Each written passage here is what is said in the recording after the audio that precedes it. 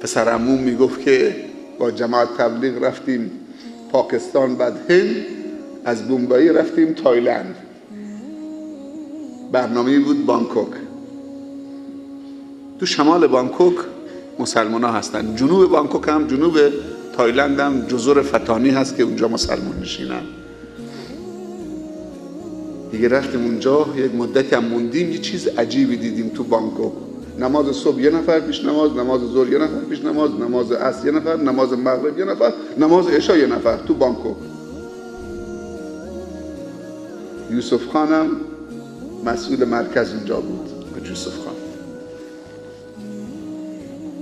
سوال کردیم امام نداری اینجا؟ گفت اینا همه امامن دیگه، صوت خوش، قرائت خوب تو بانکوک. اگه بگیم تو مدینه خب یه چیزی، ولی تو بانکوک اینقدر مهمان نواز بودن، کریم بودن. میگه که وقتمون تمام شد، بازگشتمون تو هواپیما یه کارتی به ما دادن که پر بکنیم وقتی وارد کشور دیگه میشی، یا وارد کشور خودمون، یا دبی میشی، یا هر جا. به انگلیسی بود، ما نمیفهمیدیم. دیدیم که 2 نفر پشت سرمون صحبت محلی این منطقه میکنن، زبان محلی. خیلی خوشحال شدیم، پشت سرمون نگاه کردیم چه خبره. ببخشید شما ایرانی هستید؟ بله. دیدیم لهجهشون دیگه به این منطقه میخونه و از خودمونو. خیلی خوشحال شدیم.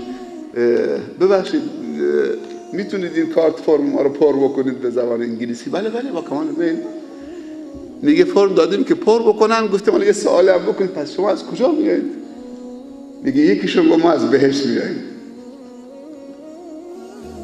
بهشت؟ گفت بله. تو بهشت چیکار کردید؟ گفت ما 200,000 درهم همراهمون بود، 10 روز موندیم پولمون تمام شد، حالا میخوایم برگردیم. اگه بیشتر همراه بود بیشتر میموندیم تو این بهشت. واقعا اینجا بهشته. بعد میگه گفتم خیلی ممنون، میشه همین کارت منو بدید، من به همین مهماندار هواپیما میخوام بدم. نه برات طور میکنم، خیلی ممنون شما دیگه. سن از بهشت داره میاد.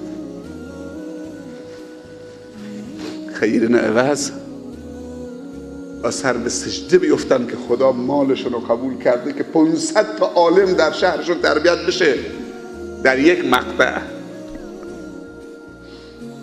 و خدا توفیقشون بده که دانشکده شریعت ما در شهر عوض باشه. و این دانشکده جدیدی که دوباره زمین دادن و داره درست میشه، اونا هم باید از خدا شاکر باشن. طلاب عزیز، تشکر سوم باید از کی بکنید؟ 3 تا تشکر گفتم باید بکنید. یکی از الله، یکی از خیرین و اهل عوض، سوم از کی؟ از کی عزیزم؟ بگو از کی؟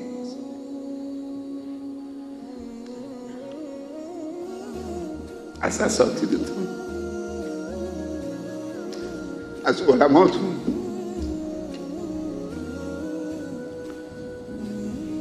از کسانی که از پول راکد تو گاف صندوق خیر در آورد،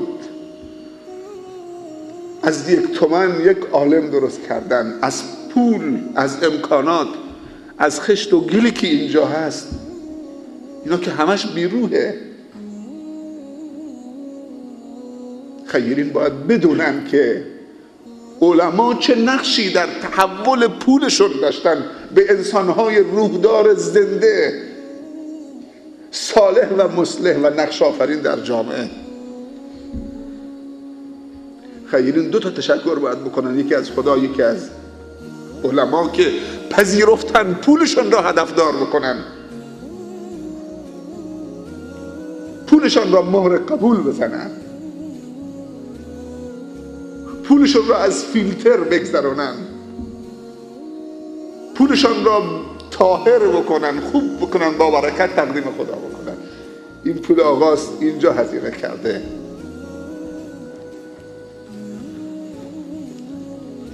میگن که آقای حاجی ابراهیم عباسی سرمایه داره جناحیه،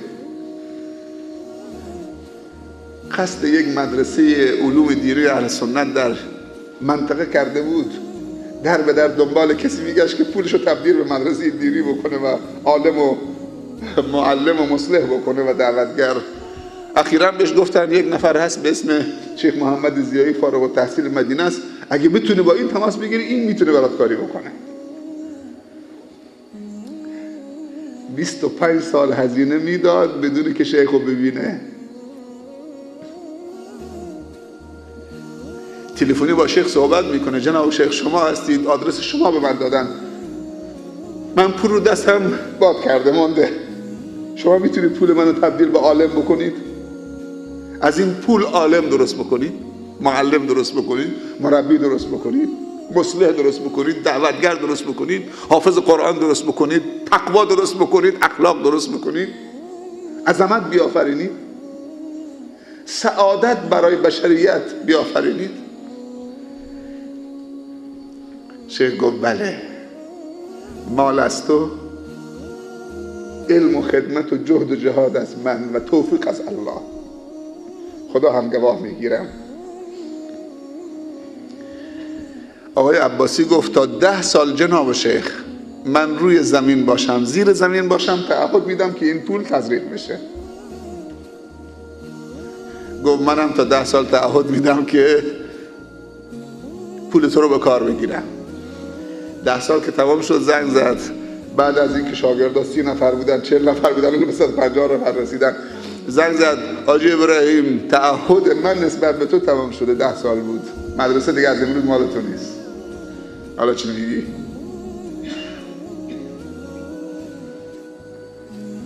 عالم میدونی چه کار بکنه؟ خب عالم موفق توفیق خدا، اونایی که نفوذ معنوی دارن، نه اونایی که کلمات خوش دارن میگن.